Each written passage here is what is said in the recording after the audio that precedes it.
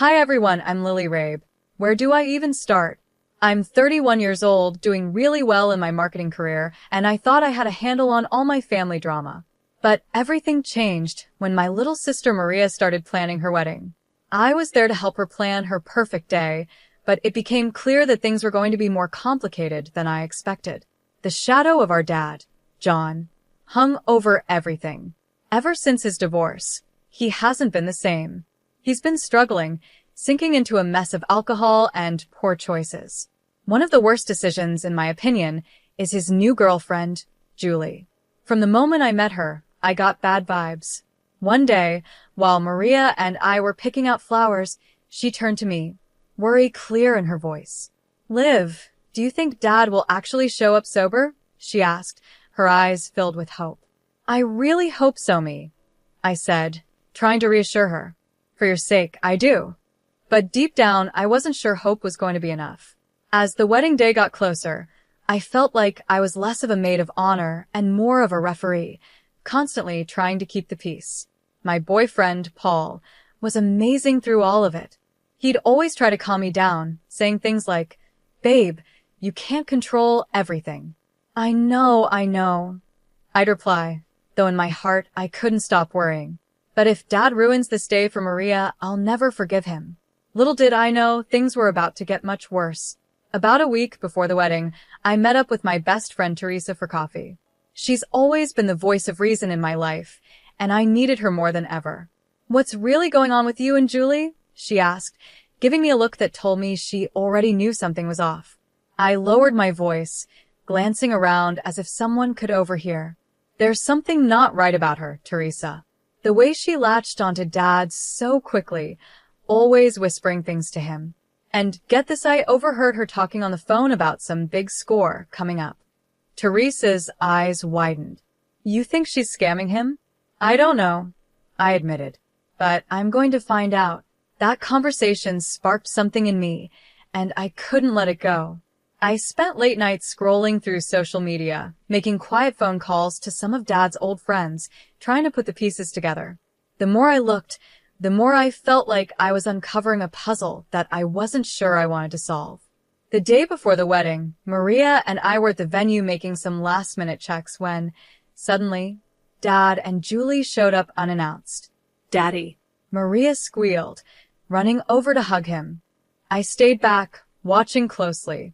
Julie's eyes were darting around the room, almost like she was checking everything out in a calculating way. Dad, on the other hand, slurred, "My little girl, all grown up," and my heart sank. He was already drunk. "John, darling, let's go check out the bar," Julie said smoothly, giving me a smug glance as they walked away together.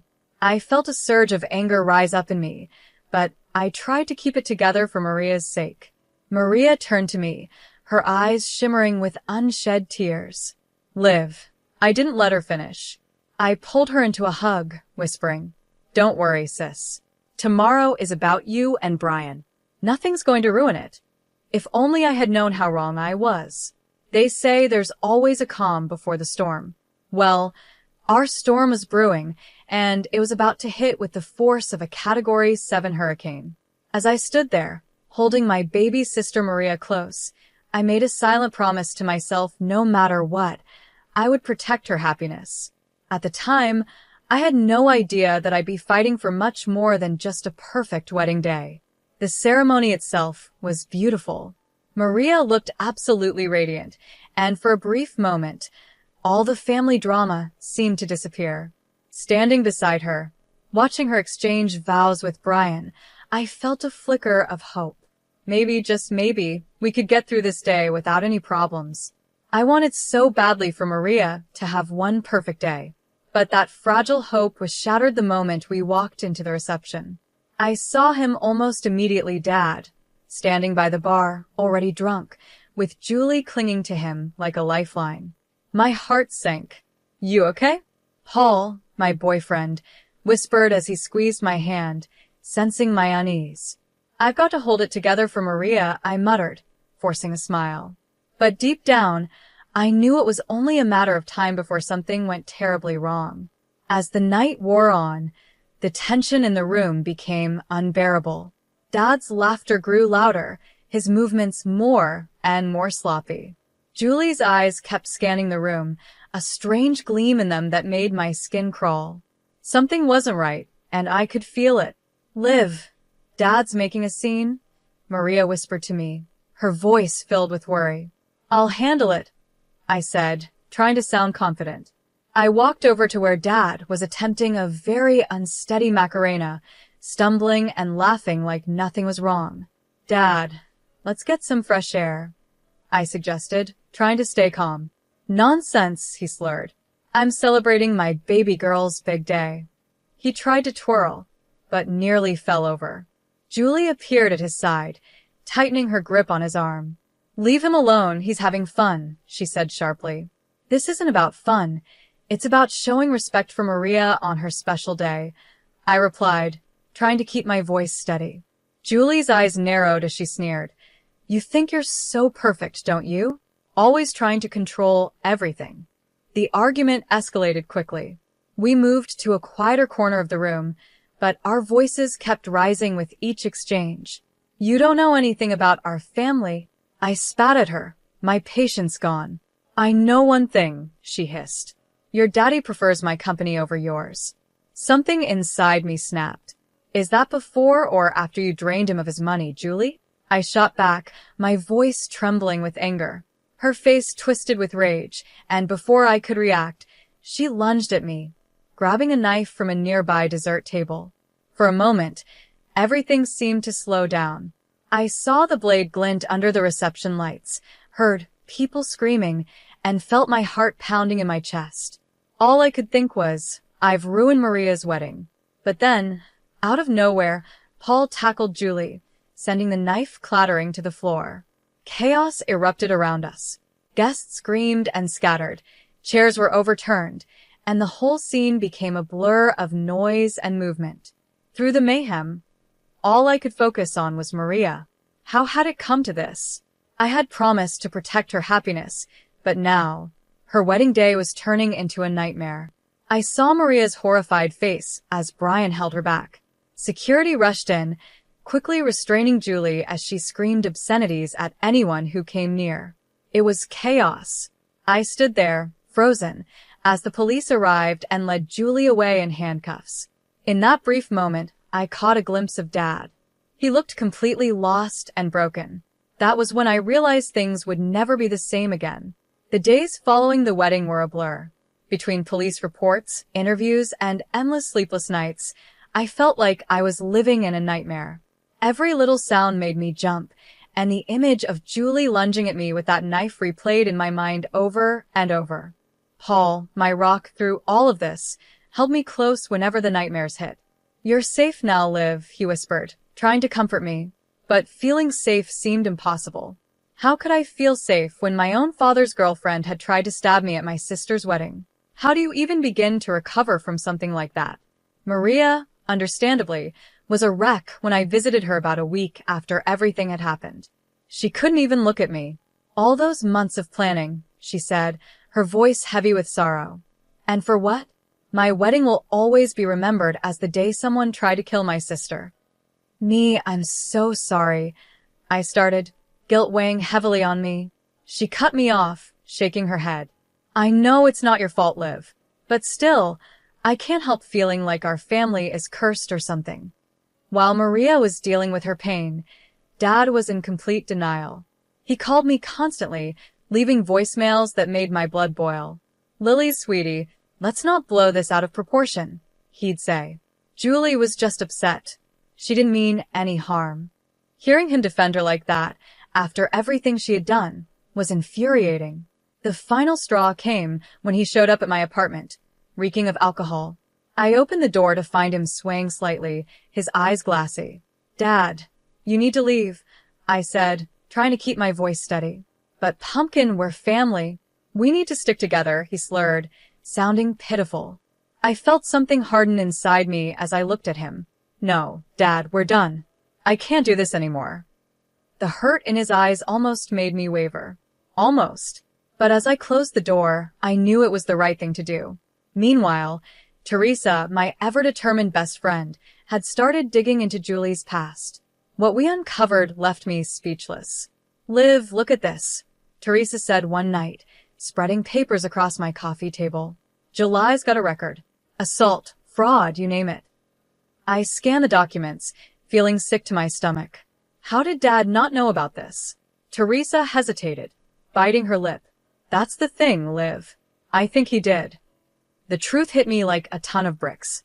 We found joint bank accounts, suspicious money transfers, evidence that Dad wasn't just a victim in all of this. He was an accomplice. Telling Maria what we discovered was one of the hardest things I've ever had to do. We sat together in her kitchen, the wedding gifts still sitting in the corner, untouched. "I can't believe it," she whispered, tears streaming down her face. "How could he do this to us? I don't even know him anymore." I didn't have an answer for her. I didn't know who Dad was anymore either. I spoke softly but firmly. "We need to protect ourselves now." Maria looked at me, her expression shifting to one of determination. "I'm with you, Liv." "Always," she replied. Despite her words, the guilt weighed heavily on me. I had exposed our father's crimes, and in doing so, I might have destroyed his life. But then again, hadn't he already done that to himself? The mix of anger, confusion, and guilt was too much for me to handle alone, so I decided to seek help. That's how I found myself sitting in a therapist's office, trying to make sense of it all. "Lily, it's normal to feel conflicted," my therapist, Dr. Jacob, reassured me during one of our sessions. "You've been through something traumatic. You're grieving the loss of the father you thought you knew." I stared down at my hands, feeling torn. But shouldn't I hate him after everything he's done? "There's no should when it comes to emotions," she explained kindly. "What's important is that you acknowledge how you feel and work through it." Working through it sounded easy, but it wasn't. Still, as I left Dr. Jacob's office that day, I felt a small glimmer of hope. It wasn't much, but it was a start. Maybe, just maybe, I could rebuild something positive from the ruins of my family's past. For months after the wedding disaster, I found myself in a place I never thought I'd be happy.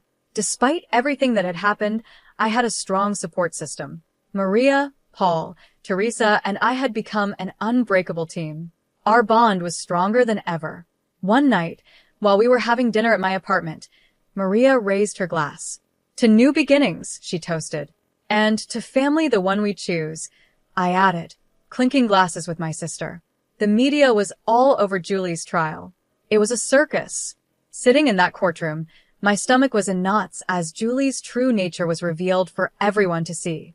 Dad sat beside me, looking completely stunned as her history of crimes came to light. But the real shock was yet to come. Teresa and I had been working hard, gathering evidence of Dad's involvement in Julie's schemes. During the trial, our lawyer stood up and addressed the court. "Your Honor, we have documentation proving John Rabe involvement in Miss Blake's fraudulent activities." As the legal battle continued, my personal life took an unexpected turn for the better. My career started to take off. One Sunday afternoon, my boss called me into his office. "Lily, we're promoting you to Senior Marketing Director," he said with a smile. "Your resilience and creativity this past year have been outstanding." I left his office in a daze, immediately calling Paul to share the news. "Babe, that's incredible. I'm so proud of you," he exclaimed, excitement clear in his voice. Amidst all the chaos, Maria and Brian made a beautiful decision. They decided to renew their vows. This time, it was a small, intimate ceremony in their backyard, with only close friends and family.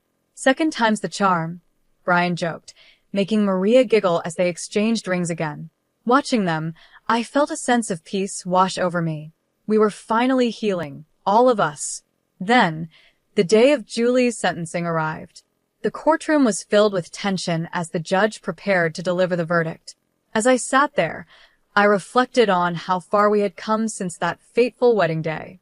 We had been through so much pain and betrayal, but somehow, we had made it through. We were stronger, and we were moving forward.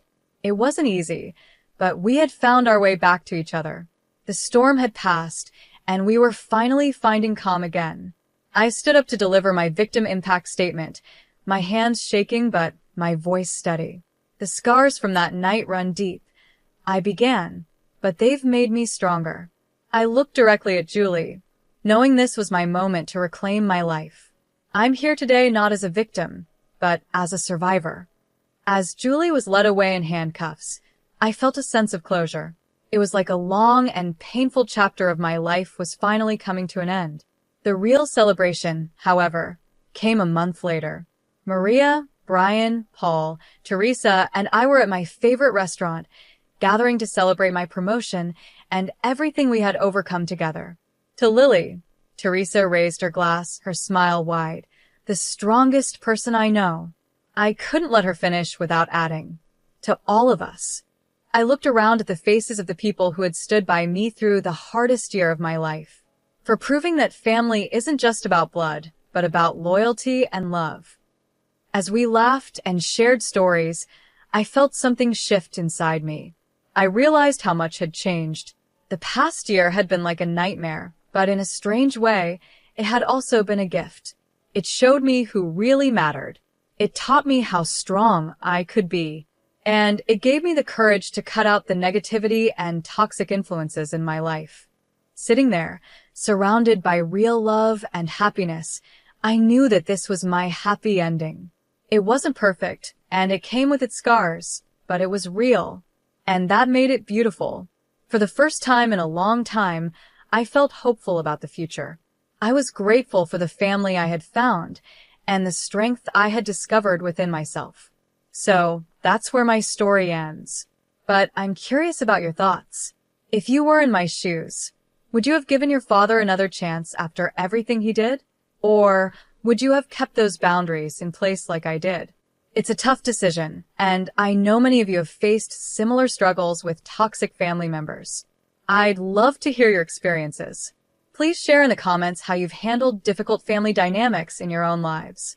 If my story resonated with you, please hit that like button and consider subscribing for more real-life stories and discussions about navigating complicated family relationships. Your support means so much to me, and it helps me continue sharing these personal stories. Thanks for watching, and I'll see you in the next video.